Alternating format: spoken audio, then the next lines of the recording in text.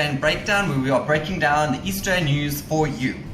Our first story is an older story from Brakpan, from Bellevue, where a man stabbed his brother several times with a homemade weapon. You guys need to see this. This is some zombie apocalypse, Mad Max, dystopian Hunger Games trailer park nonsense. I just feel like this guy has not been given the proper credit. This is creative.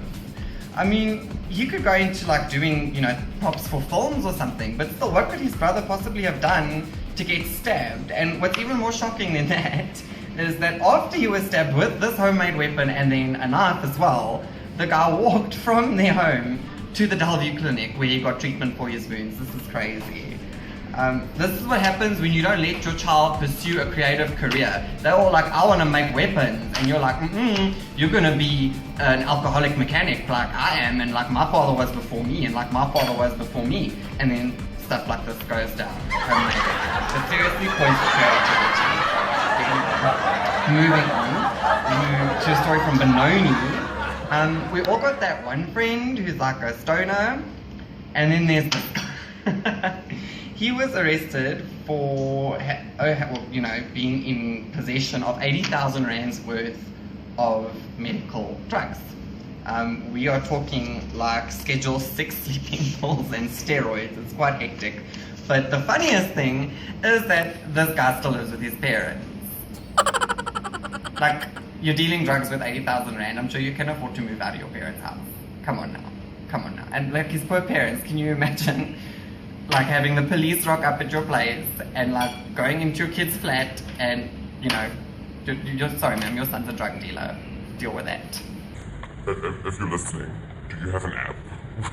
Because apparently he was dealing directly to his clients. It's like Uber, but for drugs. Then the next story that we have is from the Boksburg Advertiser. Men will do anything to get out of paying maintenance money. Can I get an amen? Maintenance money.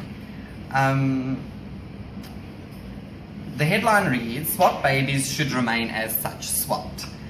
They waited 3 years to do a paternity test before they discovered that these babies weren't theirs. I mean, surely if it don't look like you can't be the baby daddy. It's common sense. This kind of thing should not be happening. Was this some lucky packet babies at the OR Tambo? You go in thinking you're going to have your own baby, and then it's like you don't leave with your own baby. That's wrong. This is seriously wrong. And the children are the one who suffer at the end of the day. They're 3, they won't remember, but still, they're suffering. Okay, then the last story for today is from Kempton Park, where during a storm, a bunch of bricks fell on a car. I don't know who to feel more sorry for, because on the one hand, you've got this person whose car's been wrecked by all these bricks, and then on the other hand, you've got a person who don't got a wall no more. They like woke up and it's like, ooh, it's breezy, you should shut the window, and then meanwhile, it's the wall. The people in question were awoken by a loud banging on Wednesday night as a ton of bricks from a building next door came tumbling down on a vehicle parked in the yard. But they don't know who this vehicle belongs to. Like, you're letting strangers park cars in your driveway? That's sketchy.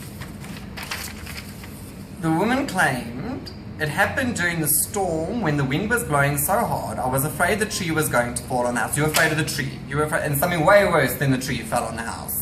So that has been the East Strand Breakdown. Please let us know your opinions and views. There are links to all these stories in the description below. And let us know what you think or what's going on.